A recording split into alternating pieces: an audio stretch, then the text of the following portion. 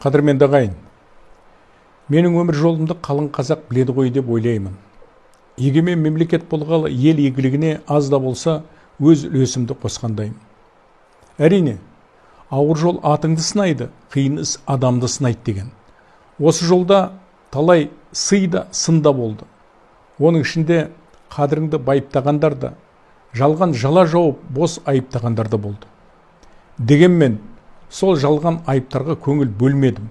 Сотқа жүгініп кеткен есемді ешкімге артпадым. Өйткені атам қазақ айтпақшы, ақтың отын ақмақ өшіре алмайды.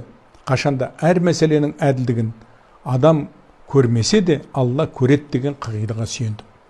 Десе де, өтірігі шындай, шыны құдай ұрғандай болған мынау әлеуметтік желіге сенген кейбір адамдар үндемегенді басқа теуіп, табанына тастауға даяр, жағадан алып, жаныштауға құмар екендігіне көзім әбден жетті. Сондықтан да азды көп абырой атымды болымсыз ортаның саудасына салмай, барша айып таққыш жаранға бір жауабын берсем деп шештім. Біріншіден, мен әрбір тасы қазақтың иісі аңқыған Атырауда туып, түшкірсе де баба дәстүрі деп түшкірген атамның тәрбиесін, көз ашқаннан санама қазақтың рухын, мәдениеті мен әдебиетін сіңірген, анамның тәлімін алып, өскен қазақпын. Шыңғыс Айтматов айтқан, жеті атасына тамыр жібермеген адам жетесіз. Оны білмеген жерден әдепсіз қылық пен арам істен жеркенбеуі басталады деген екен. Қарапайымда қатал елдік философияны үлкендердің аузынан көп естіп, шыққан тегін, барар жерін, жақын мен жатты айыруды біліп өскендердің қатарынамын. Ал енді бүгінші, туған жеріне салмағы жоқ, жел айдаған дәнсіз қауыз тәрізді кейбір бақытсыз жандар үшін мен Российшыл сатқын екем. Сонда қалай?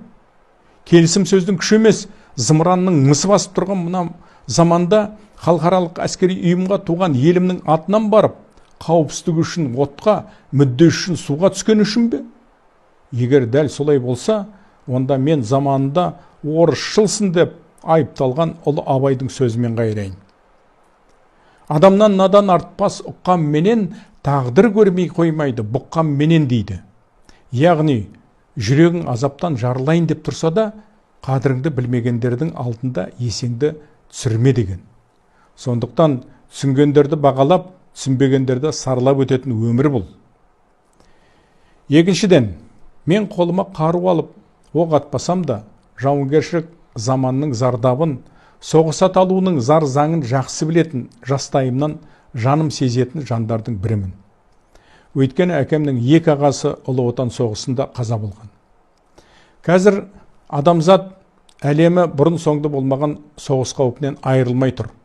Бұл соғыста жеңімпаз болмайды, бәрі де жеңіледі.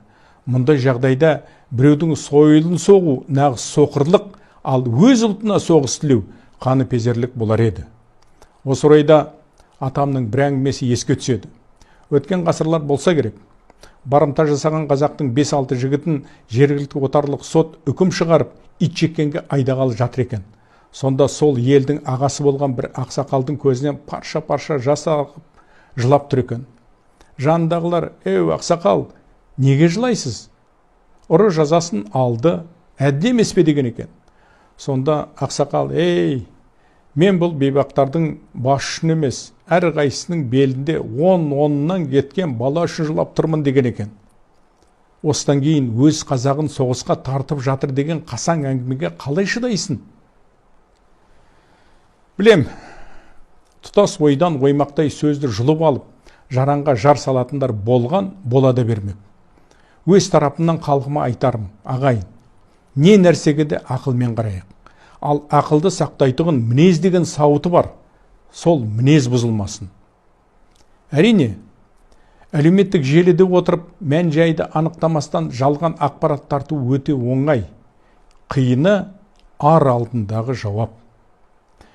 Әбіш Кекілбаев ағамыз айтпақшы, арлы адам ең күшті адам. Өйткені ол өткінші бақыттың, өткінші қайғының ырқына мойын ұсынбайды. Сондықтан да оның тағдыры қиын болуы, ауыр болуы мүмкін, өкінішті болуы мүмкін емес.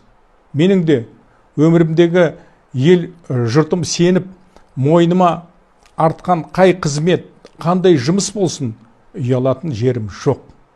Мен үшін халқымыздың мүддесінен биік еш нәрсе болған емес. Бүгінде елден жырақ жүрсем де, туған елдің әрбір жетістігі мен жемісі мәнді, сағынышы тәтті. Әрине, мен үшін еліміздің сенімінен шығу жолында мемлекетіміздің мүддесін сыртта сақтап жүргізудің маңызы өте зор. Оған қоса, мұндай мәртебелі міндеттің үддесінен шығуда халқымыздың рухани қолдауы қашанда қымбат. Сөз соңымда, ардақты ағайын, ораза айт құтты болсын. Ұстаған оразаларыңыз, ізгі тілектеріңіз қабыл болсын. Еліміз аман болсын. Рахмет.